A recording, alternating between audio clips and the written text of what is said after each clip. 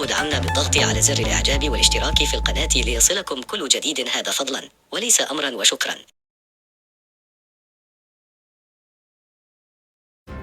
أبدى النجم الجزائري رياض محرز مهاجم الأهلي السعودي لكرة القدم رأيه في المرشحين للتتويج بالكرة الذهبية الإفريقية الشهر القادم، مشددا على أن المنطق يرشحه على الجميع بما فيهم ياسين بونو لنيل الجائزة.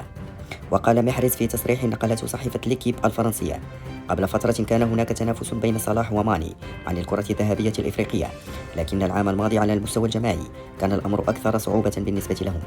وأشار: ياسين بونو صحيح أنه فاز بالدوري الأوروبي، لكن هذا لا يكفي بأي حال من الأحوال، تحقيق ثلاثية تاريخية مع السيتي يبقى الأهم.